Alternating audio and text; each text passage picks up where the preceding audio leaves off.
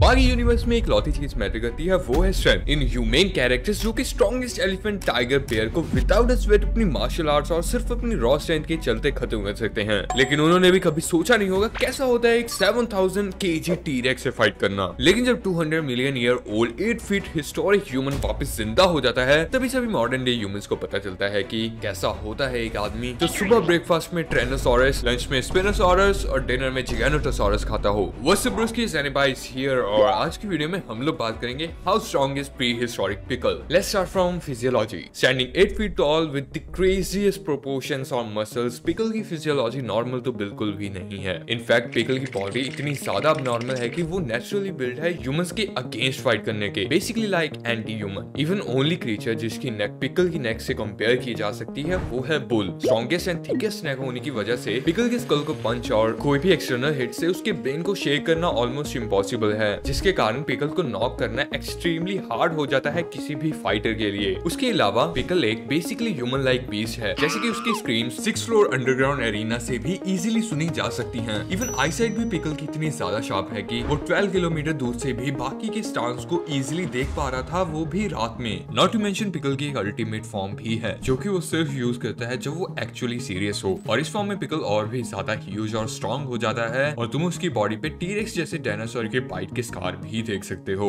Strength, strongest man on earth Yujiro Hanma, जो कि capable है सिर्फ अपनी ग्रिप से कोल को डायमंड में बदलने के लिए, जिसके लिए 7,25,000 पाउंड पर स्क्वायर इंच तक का प्रेशर चाहिए होता है। उस ओगर से जब पिकल की स्ट्रेंथ का कंपैरिजन होता है तब खुद युजिरो हानमा तक को ट्रिक यूज करनी पड़ जाती है जस्ट पिकल को गिराने के लिए। पिकल की स्ट्रेंथ इतनी ज्यादा अमेजिंग है कि वो सिर्फ अपने बेयर हैंड से 9 मिलीमीटर की बुलेट को 1500 फीट पर सेकंड की स्पीड से फेंक सकता है, जो कि इक्वल है एक्चुअल गन से फायर की बुलेट के। इवन पिकल के खुद के एरा में पिकल कैजुअली टी-रेक्स जैसे डायनासोर का हंट कर लेता था। ट्राइसेराटॉप्स जैसे ह्यूज डायनासोर जिनका वेट अराउंड 5000 केजी से 7000 केजी होता था, उसे पिकल अपनी सिर्फ कोर स्ट्रेंथ की हेल्प से कैजुअली हवा में फेंक देता था। पिकल की स्ट्रेंथ अगर ह्यूमंस और प्रीहिस्टोरिक एनिमल्स को छोड़कर मॉडर्न डे एनिमल्स से करें तो विदाउट अ डाउट ही कोई कंपटीशन ही नहीं होगा। जैसे कि पिकल ने एक बार साइबेरियन टाइगर को जस्ट गले लगाने से बीच में से तोड़ दिया था, वो भी लिटरली हंसते हंसते। बट वेट, आगे वीडियो में बढ़ने से पहले can you guys leave a like and subscribe. हम लोग बहुत ही ज्यादा क्लोज है 500 सब्सक्राइबर्स के। I will really appreciate it. But anyways let's continue with durability. Well, pickle की स्किन को हार्डली कोई मॉडर्न डे गन डैमेज कर सकती है। उसकी बॉडी इनफ ड्यूरेबल है 9 मिलीमीटर की बुलेट को विदाउट अ प्रॉब्लम इंडोर करने के लिए। Miyamoto Musashi, strongest swordsman to ever lived in history, जिसे माना जाता था कि कोई भी ऐसी चीज नहीं जिसे वो नहीं काट सकता, लेकिन वो लिविंग लेजेंड भी पिकल की नेक को नहीं काट पाया। Not only that, Miyamoto Musashi hardly pickle की स्किन को डैमेज कर पाया। कासुमी ओरोची, जिसका पंच साउंड की स्पीड से भी ज्यादा फास्ट था, just by imagining 1000 joints in his bones, वो पंच भी लिटरली पिकल का कुछ नहीं कर पाता। इंस्टेड पिकल बोर होकर मिड फाइट ही नैप लेने चला जाता है और पिकल को पंच करने के बाद ये कुछ हालत थी कासुमी के फिस्ट की। पिकल की स्किन और मसल्स को तुम स्टील की तरह मान सकते हो। इवन टी-रेक्स जैसे स्ट्रॉन्गेस्ट डायनासोर्स भी पिकल की स्किन को पूरी तरह नहीं काट सकते। Speed and reflexes, well pickle के रिफ्लेक्सेस इतने ज्यादा शार्प हैं कि वो लिटरली अराउंड 1500 से 1700 फीट पर सेकंड से मूव करती बुलेट को डॉज कर सकता है। पिकल की खुद की स्पीड की बात करें तो pickle mid fight at least lightning की स्पीड से मूव कर सकता है। इनफैक्ट नॉर्मल ह्यूमन विजन तो पिकल को फॉर अ मोमेंट देख भी नहीं सकती। हालांकि पिकल की स्पीड फीट्स तो ज्यादा सीरीज में नहीं दिखाई गई हैं, but I am sure Pickle top tier characters के लिस्ट में आता है in matter of speed. For example Miyamoto Musashi ने भी पिकल को रियली फास्ट बोला था जब पिकल ने उस पर सडनली अटैक किया था। स्पेशल टेक्निक्स, जब पिकल को लगता है कि फाइट अब एक्चुअली इंटरेस्टिंग हो रही है, only that time Pickle use करता है अपनी special technique all for dash. Basically all for dash में पिकल एक वाइल्ड एनिमल की तरह स्टांस लेता है in order to attack his opponent with his full might, और यह अटैक काफी ज्यादा लीथल भी हो सकता है। जैसे कि पिकल ने इस अटैक से रेसु को बहुत ही ज्यादा स्पीड से बहुत ही ज्यादा दूर फेंक दिया था और टोटली अनकॉन्शियस भी कर दिया था। बिसाइड्स दैट पिकल को थोड़ा बहुत अकीडो भी आता है। जिसको नहीं पता, अकीडो एक बेसिकली मार्शल आर्ट डिसिप्लिन है और पिकल को ये इनफ आता है कि बाकी तक कोई ऑफ गार्ड सरप्राइज कर सके। लेकिन ये जो सभी चीजें मैंने अभी मेंशन की वो डबल स्ट्रॉन्ग हो जाती हैं जब पिकल अपनी अल्टीमेट फॉर्म यूज करता है। एज आई सेड, पिकल की एनाटॉमी बिल्कुल ही चेंज हो जाती है और वो अपने नॉर्मल साइज से भी काफी ज्यादा बड़ा और स्ट्रॉन्ग हो जाता है। इस फॉर्म में पिकल थोड़ा एग्रेसिव भी ज्यादा होता है और उसे कंट्रोल करना काफी ज्यादा मुश्किल भी हो जाता है। वीकनेस, वेल ऑनेस्टली पिकल की कोई सिग्निफिकेंट वीकनेस नहीं है सिवाय बहुत ही ज्यादा इनोसेंट होने के। जैसे कि पिकल को वास्प पे बहुत ही ज्यादा डर लगता है क्योंकि वास्प मरने के बाद भी तुम्हें डैमेज कर सकती है और ये सब फिनोमिना पिकल के लिए सुपर नेचुरल हैं और इसी वजह से पिकल जैक से डरकर भाग रहा था क्योंकि उसे लग रहा था कि ये मरकर भी जिंदा कैसे हो गया। इसके इसके अलावा पिकल की पर्सनैलिटी हमें पूरी सीरीज में फियरलेस ही देखने को मिली है। वेल कंक्लूजन की बात करें तो पिकल बाकी सीरीज में मेरा वन ऑफ फेवरेट कैरेक्टर है, क्योंकि पिकल उन कैरेक्टर्स में से एक है जो कि बिना मार्शल आर्ट्स और बिना कोई स्पेसिफिक फाइटिंग स्टाइल के वन ऑफ स्ट्रॉन्गेस्ट कैरेक्टर्स की लिस्ट में आता है। एंड ओवरऑल पिकल का फाइट करने का मोटिव काफी वाइल्ड एनिमल लाइक है, जैसे कि उसे अपने ओपोनेंट को सिर्फ हराना ही नहीं पसंद बट उसे खाना भी अच्छा लगता है, जिससे वो बेसिकली अपने ओपोनेंट की बॉडी को रिस्पेक्ट दे सके कुछ भी वेस्ट ना करके। और ये फ्यूचर में भी देखना काफी अमेजिंग होगा